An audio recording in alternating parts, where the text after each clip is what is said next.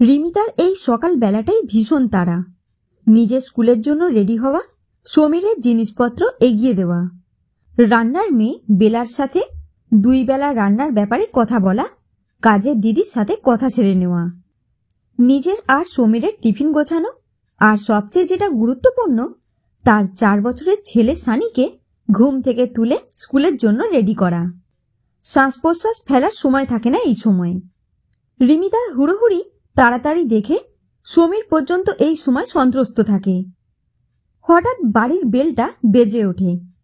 কাজের মেয়ে দরজা খুলে ভ্যাবাচাকা খেয়ে দাঁড়িয়ে যায়। অচেনা এক ভদ্রমহিলা, সাদা থান পরিহিতা, কাঁধে ঝোলা ব্যাগ। ভদ্রমহিলা হেসে বলেন, এইটা সমীরের বাড়ি তো? কাজের দিদি ডাকে, বৌদি একবার এসো তো। রিমিতা ব্যস্ততার মধ্যে বিরক্ত মুখে বলে, কি হয়েছে, কে এসেছে? আমার এখন সময় নেই তো, দাদাবাবুকে ডাক। তারপর দূর থেকেই চিৎকার করে বলে, কে আপনি? আপনাকে তো ঠিক চিনতে পারলাম না। বৌমা, তুমি আমারে চিনবা না। আমি হইলাম গিয়া সমীরের রাঙা পিসিমা। তোমাগো বিয়ার সময় আমি আমার মাইয়ার কাছে ছিলাম, তাই আইতে পারি নাই। পরে অনেকবার ভাবছি একবার আহু মেহানে, কিন্তু কামকাজের গতিকে আইতে পারি নাই। রিমিতা ভাবে, শুধু শুধু এনার সঙ্গে কথা বলে সময় নষ্ট করে লাভ নেই। সমীরকে ডেকে বলে, দেখো, কেউ একজন তোমার পরিচিত এসেছেন। আমার পরিচিত আবার কি আসবে? দরজার সামনে এসে সমীর অবাক। আরে, এই তো রাঙা পিসিমা। আরে পিসিমা, কত বছর পরে তোমায় দেখলাম। এসো এসো, ভেতরে এসো। রাঙা পিসি ভিতরে ঢুকলে সমীর চিৎকার করে রিমিতাকে ডাকে, রিমিতা এসো এসো, ইনি হলেন আমার রাঙা পিসিমা। বলতে গেলে ছোটবেলায় এনার কোলে পিঠে চেপেই আমি মানুষ হয়েছি। রাঙা পিসি আমাকে কোনোদিনও আমার মায়ের অভাব বুঝতে দেয়নি। রিমিতা তাড়াতাড়ি পিসিমাকে প্রণাম করে। রান্নার মেয়েটাকে বলে, পিসিমাকে জল মিষ্টি এনে দাও। পিসিমা বলে, বাছা, অত হুড়াহুড়ির কোনো দরকার নাই, আস্তে সুস্তে কামকাজ করো। আমি অহন আমার পোলার কাছে আইছি, থাকুম হনে বেশ কদিন। এদিকে ঘরের চিৎকার চেঁচামেচিতে সানিবাবুর ঘুম ভেঙে গেছে। সে গুটি গুটি পায়ে উঁকি দিয়েছে। রাঙা পিসি তাকে দেখতে পেয়েই কাছে ডাকে, ও মা, এই তো আমার সোনার গোপাল। রিমিতা সমীরকে ঘরে ডেকে বলে, আমরা তো সবাই বেরিয়ে যাব, পিসিমা কি একা থাকতে পারবেন? সমীর মাথা চুলকে বলে, তুমি আজকে ছুটি নিতে পারবে না? রাঙা পিসিমা প্রথম আমাদের বাড়িতে এলো। রিমিতা করুণভাবে সমীরের দিকে তাকিয়ে বলে, আমার স্কুলে পরীক্ষা চলছে। সমীর বলে, দাঁড়াও, পিসিমাকে বলি। পিসিমা, আমরা তো বেরিয়ে যাব, তুমি একা থাকতে পারবে তো? হ হ, খুব পারুম। তোরা তবু কামে যা, আমার জন্য ভাবিস না। এ হইল গিয়া আমার নিজের পোলার বাড়ি। রিমিতা ভদ্রমহিলার স্বাভাবিক ব্যবহারে অবাক হয়ে যায়। সানিকে রেডি করিয়ে তারা তাড়াতাড়ি 3 জনে বেরিয়ে যায়। যাবার আগে রিমিতা ইশারায় রান্নার মেয়ে বেলাকে বলে যায়, পিসিমার দিকে একটু খেয়াল রাখতে, পিসিমার যেন কোনো অযত্ন না হয়।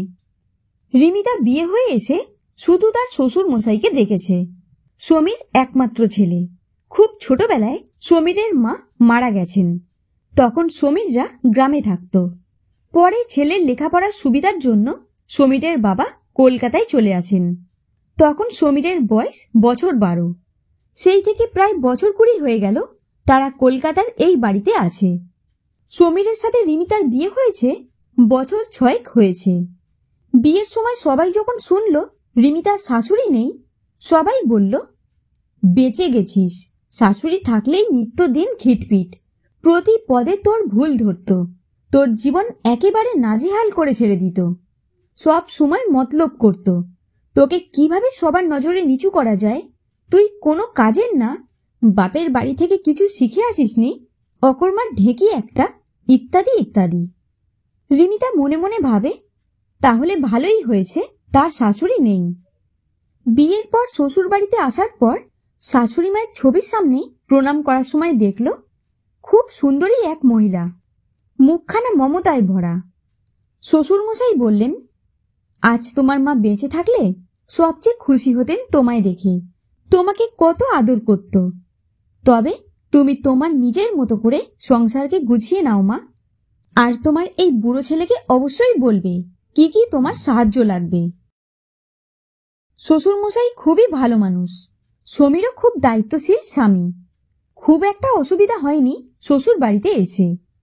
রিমিতা তখনও চাকরি করত।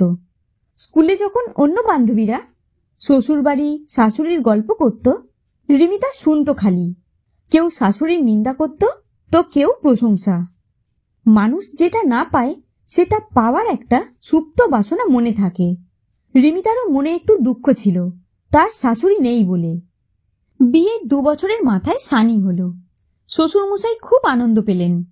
কিন্তু ভগবানের এমন নিষ্ঠুর বিধান, হঠাৎ হার্ট অ্যাটাকে শ্বশুরমশাইও মারা গেলেন। শ্বশুর বাড়ির দিকের আত্মীয় স্বজন বলতে সমীরের শুধু একজন মাস্তুতো দিদি আছে, সেও বহু দূরে থাকে। 2-4 বছর বাদে বাদে দেখা হয়। তবে রাঙা পিসিমাকে চাক্ষুষ না দেখলেও সমীরের মুখে রাঙা পিসিমার নাম অনেক শুনেছে। গ্রাম থেকে শহরে চলে এলেও রাঙা পিসিমার সাথে যোগাযোগ ছিল সমীর আর তার বাবার। কিন্তু তাদের বিয়েতে রাঙা পিসিমা আসতে পারেনি, কারণ ওনার মেয়ের তখন সদ্য বাচ্চা হয়েছে। রাঙা পিসিমা সেখানেই ছিলেন।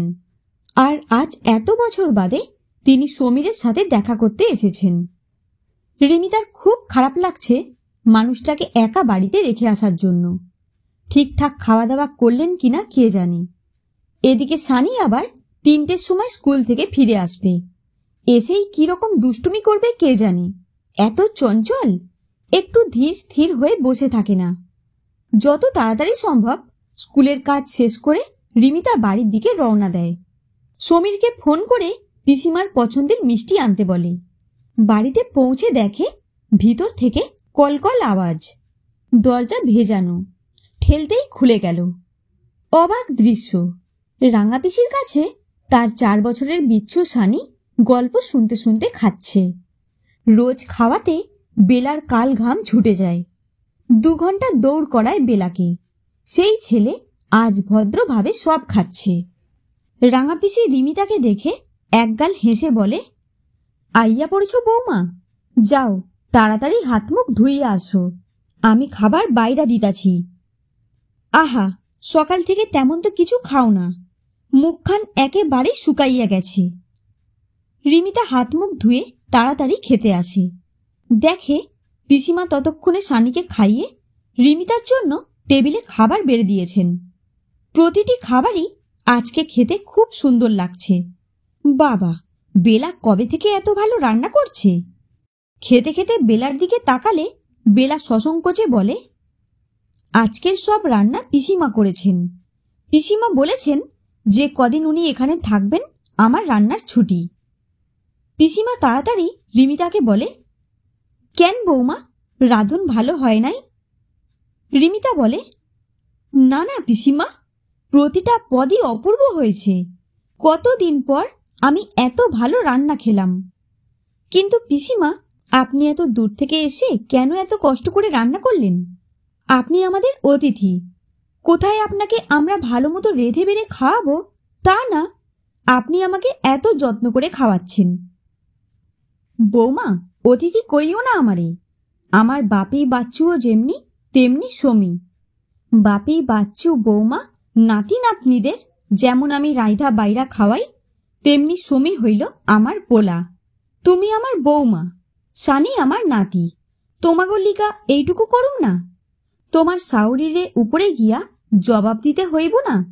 আমারে বলবো না আমার বৌমার যত্ন করো নাই কেন? রিমিতা ছুটে গিয়ে রাঙা পিসিমাকে জড়িয়ে ধরে কেঁদে ফেলে। আরে দেখো পাগলি মাইয়ার কাণ্ডখান। তারপর থেকে সারা সন্ধ্যা রাত পিসি শাশুড়ি আর বৌমার কত গল্প। সমীরের ছোটবেলার কথা শুনে হেসে অস্থির হয় রিমিতা। সমীর এলে একসঙ্গে আবার খাওয়া দাওয়া। পিসিমা নিজে হাতে সমীরের পছন্দের সব পদ রান্না করেছে। সানিও তার পিসি ঠাম্মার কাছে গল্প শুনে খুশি। ঘরে একটা খুশির আবহ। তারপর যে কদিন রাঙা পিসিমা ছিল উনি সমীর আর রিমিতার জন্য প্রতিদিন রান্না করেছেন। তাদের খেতে দিয়েছেন, সানিকে যত্ন করেছেন। সানিও পিসি ঠাম্মার কাছে গল্প শোনার জন্য সেই কদিন পিসি ঠাম্মার কাছে শুয়েছে। আর ছেলেকে এখন ঘুম থেকে তুলতে কষ্ট হয় না, ঝটপট উঠে নিজেই দাঁত ব্রাশ করে নিচ্ছে। দেখতে দেখতে রাঙা পিসিমার যাওয়ার দিন এসে যায়। রিমিতা কেঁদে ভাসায়, ছোট্ট সানি ঠোঁট ফোলায়, পিসি ঠাম্মির আঁচল ধরে টেনে রাখে। সমীও বলে, রাঙা পিসি এত তাড়াতাড়ি যেও না, আরো কয়েকদিন থেকে যাও। কয়েকই পোলা, 15 দিনের বেশি হইয়া গেছে। তবে তিনি প্রমিস করেছেন এর পরের বার এলে টানা 2 মাস থাকবেন। রাঙা পিসিমা এমন এক মমতাময়ী অতিথি যাকে যেতে দিতে রিমিতার একদম মন চাইছিল না।